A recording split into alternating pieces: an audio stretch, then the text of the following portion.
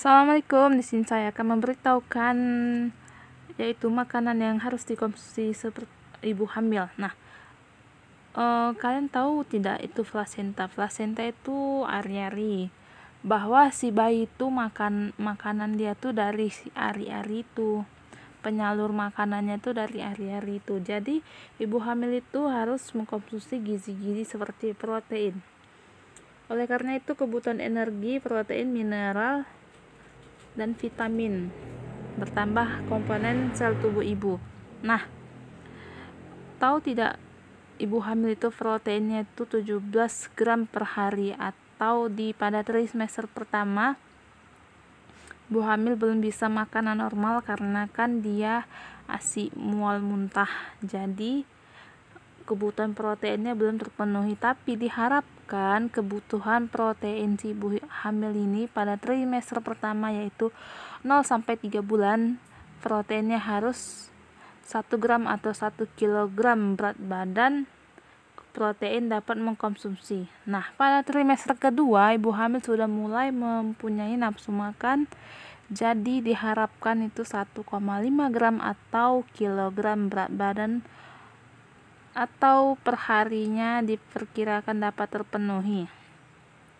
Nah, pada trimester ketiga ini nafsu makanannya sudah besar, bahkan kadang-kadang sampai harus dibatasi untuk menghindari kegemukan dan memudahkan proses persalinan, karena melahirkan dalam kondisi kegemukan itu beresiko. Pada trimester ketiga ini protein yang harus dicapai yaitu 2 kilo atau 2 gram berat badan. Yang penting protein harus mencapai 15% dari kebutuhan seluruh energi. Nah, jenis-jenis protein yang harus dikonsumsi seperti daging, ikan, telur, tahu, tempe, kacang-kacangan, biji-bijian, susu, yogurt, dan bila seorang ibu tersebut adalah seorang vegetarian dan biasanya mengkonsumsi banyak kacang-kacangan, biji-bijian, sayur, dan buah-buahan, maka ibu tersebut tidak akan mengalami masalah kekurangan protein. Nah, yang kedua yaitu karbohidrat dan serat. Tubuh ibu hamil memerlukan cukup persediaan energi setiap menit selama 280 hari untuk pertumbuhan janin dan untuk membentuk sel tubuh oleh protein. Nah, karbohidrat seperti beras, serealia, gandum, dan lain-lainnya adalah sumber energi utama. Sebaiknya setengah dari energi berasal dari karbohidrat. Bila karbohidrat tidak terpenuhi atau tercukupi, maka energi akan diambil dari protein. Agar kebutuhan energi ibu hamil terpenuhi, maka disarankan untuk makan 3 porsi karbohidrat atau serat makanan setiap hari. Seiris roti sama dengan 1 porsi karbohidrat atau serat makanan. Pilihlah makanan yang diperkaya dan terbuat dari padi-padian, misalnya gandum. Makanan dari padi-padian lebih kaya gizi dan serta dibandingkan dengan produk olahan lainnya. Nah, serat sangat penting, terutama bagi ibu hamil yang sering mengalami konstipasi atau susah buang air besar atau BAB. Makanan berserat tinggi seperti padi-padian, buah segar, dan sayur segar dapat mengatasi kesulitan buang air besar atau konstipasi tersebut.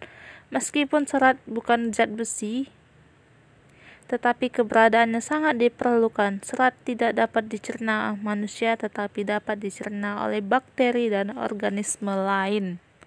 Nah, lemak dapat membantu tubuh untuk menyerap banyak nutrisi. Lemak juga menghasilkan energi dan menghemat protein untuk dimanfaatkan dalam fungsi-fungsi pertumbuhan jaringan plasenta dan janin.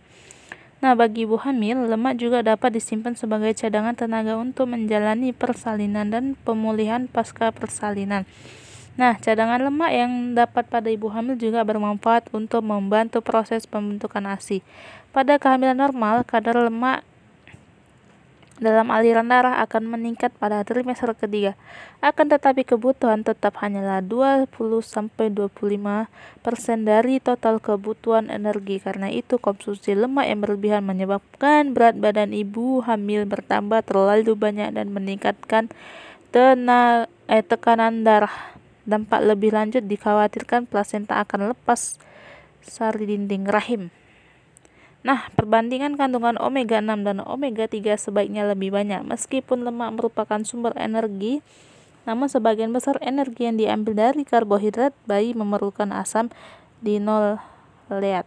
Banyak terdapat pada minyak kedelai, minyak jagung, minyak biji matahari, dan minyak biji kapas. Dan asam lemak esensial yang penting untuk perkembangan pusat susunan syaraf termasuk sel otak. Omega 3 banyak terdapat dalam minyak ikan laut seperti lemuru, tuna, dan salmon. Minyak kalona itu seperti minyak kedelai, minyak zaitun, dan minyak jagung. Dalam pedoman gizi seimbang, kebutuhan lemak dinyatakan dalam 4 porsi atau 1 porsi lemak sama dengan minyak 5 gram. Namun demikian dalam keadaan hamil, sekalipun ibu hamil harus membatasi asupan lemak karena kandungan kalori yang sangat tinggi. Nah, vitamin. Jika karbohidrat merupakan zat pembakaran bagi tubuh, maka vitamin membantu proses dalam tubuh. Vitamin penting untuk pembelahan dan pembentukan sel baru, misalnya vitamin A untuk meningkatkan pertumbuhan dan kesehatan sel janin. Nah, vitamin B12 juga meningkatkan. Vitamin ini terdapat dari daging, susu, telur, dan makanan hewani lainnya. Kebutuhan vitamin C meningkatkan sedikit untuk membantu penyerapan zat besi yang berasal dari bahan makanan seperti nabati. Nah, kebutuhan vitamin D meningkatkan untuk penyerapan kalsium. Bagi ibu hamil yang vegetarian perlu penambahan atau suplemen vitamin B12 dan vitamin D. Nah, selama hamil, kebutuhan asam folat dan vitamin B lainnya seperti tiamin dan riboflavin dan niacin meningkatkan untuk membantu pembentukan energi. Selain itu, vitamin B diperlukan untuk membantu protein pembentukan sel-sel baru. Asam folat terutama diperlukan pada 3 bulan pertama kehamilan untuk mengurangi resiko pertumbuhan kritis yang berlangsung pada 3 bulan pertama kehamilan. Nah, mineral yang sangat dibutuhkan selama kehamilan ada kalsium, zat besi, dan seng. Nah, kalsium ini wanita hamil memerlukan lebih banyak kalsium. Penyerapan kalsium selama kehamilan lebih baik dibandingkan saat tidak hamil. Kalsium diperlukan terutama pada trimester 3 kehamilan, yaitu usia 7-9 bulan. Nah, kalsium dibutuhkan untuk pertumbuhan janin sekitar 250 mg atau per hari, serta untuk persediaan ibu hamil sendiri agar pembentukan tulang dan janin tidak mengambil dari persediaan kalsium ibu. Nah, sumber kalsium dapat diperoleh dari susu dan hasil olahannya, ikan atau hasil lautan, sayur berwarna hijau, dan kacang-kacangan. Nah, zat besi. Kebutuhan zat besi selama kehamilan sangat tinggi, khusus trimester 3 usia 4-9 bulan dan trimester 3 juga. Kebutuhan zat besi dapat diperoleh dengan tambahnya pil besi dengan dosis 100 mg per hari. Pada trimester 1 belum ada kebutuhan yang mendesak sehingga kebutuhan sama dengan wanita dewasa yang tidak hamil. Nah, zat besi penting untuk pembentukan Hb. Untuk meningkatkan massa Hb atau hemoglobin, diperlukan zat besi sekitar 500 gram termasuk simpanan. Karena selama kehamilan, volume darah meningkat sampai 50%. Pada saat melahirkan, ada zat besi yang hilang sebanyak 250 gram, belum termasuk untuk janin dan plasenta. Kekurangan harus diperlukan selama trimester 2 dan 3. Hemoglobin atau Hb membawa oksigen ke seluruh tubuh termasuk ke plasenta. Sumber zat besi adalah makanan yang berasal dari hewan, yaitu daging, ayam, dan telur, serta kacang-kacangan, biji-bijian, dan sayuran hijau. Agar absorpsi zat besi lebih baik, perlu adanya vitamin C yang banyak terdapat pada jeruk. Macam-macam jus, brokoli, tomat. Kekurangan zat besi yang umumnya diderita ibu hamil dapat meningkatkan resiko kelahiran bayi prematur atau bayi dengan berat badan rendah dan ibu yang menderita anemia. Seng merupakan mineral mikro esensial. Seng diperlukan untuk fungsi sistem reproduksi, pertumbuhan janin, sistem pusat syaraf, dan fungsi kekebalan tubuh.